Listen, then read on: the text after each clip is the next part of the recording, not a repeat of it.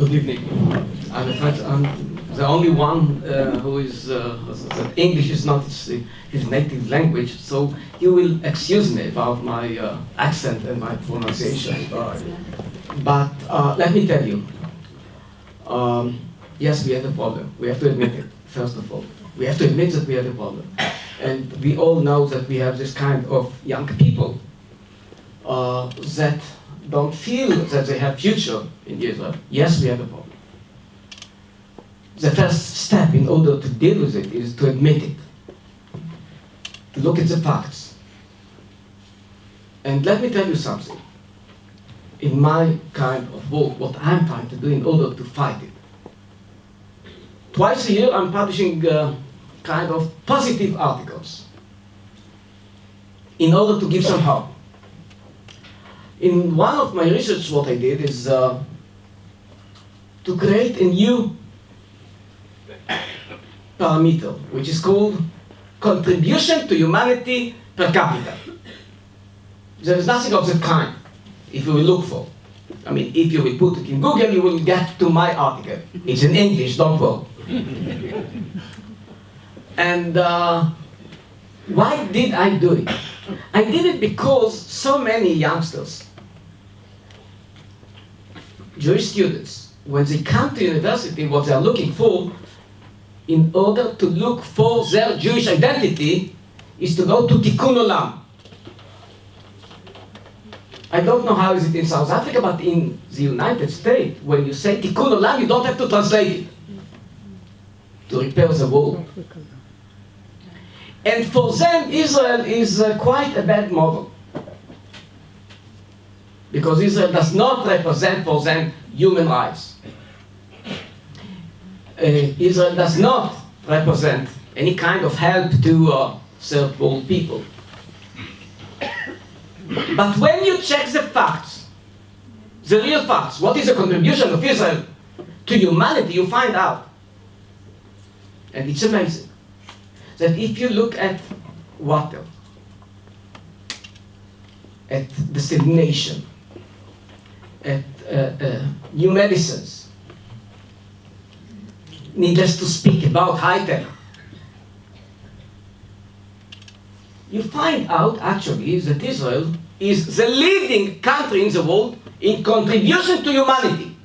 How many people in Africa owe their life to Israel because of the watering systems? Israel is a leading country in recycling water.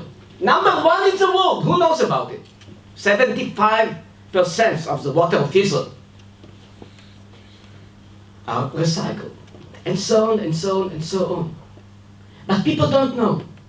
And when they don't know, they think that Israel is a kind of a pariah state. It's very interesting, but people in Israel, when they speak about Israel and Pakistan and so on, they all know about what happened in Deir Yassin. I guess you all know. And you know what? I'm proud that everyone knows about it. Yes, because we were not perfect. We were never perfect.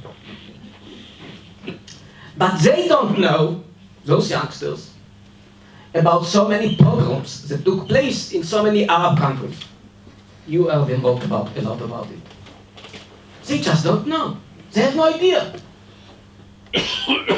The second one that I did, the second research, I just checked, and here I finish. I checked what people said, and I did it in the last Yom Ha'atzmaut, Independence Day, 2015.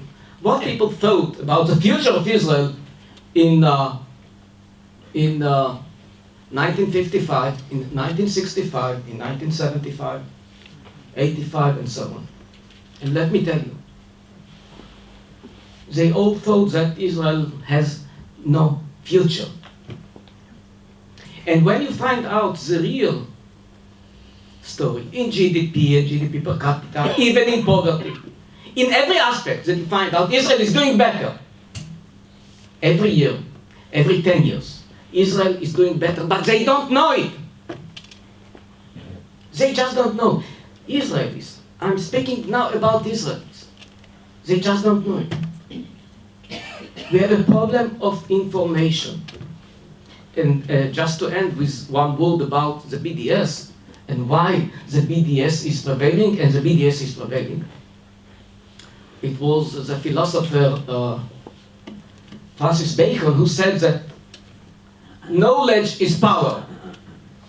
And he was right. The point is, and this is what the BDS is doing, that ignorance is power. They manipulate people. They lie to people again and again and again. And that's why I wrote my book. They just lie. It has nothing to do with your political views. You can be a right-winger, you can be a left-winger. But people don't know basic facts. And that's why it's so easy to convince them that Israel is a pariah state, that Israel is committing endlessly crimes against humanity, which is a lie, which is a blood libel. But we Israelis don't know. Many times. And it's a tragedy. Thank you.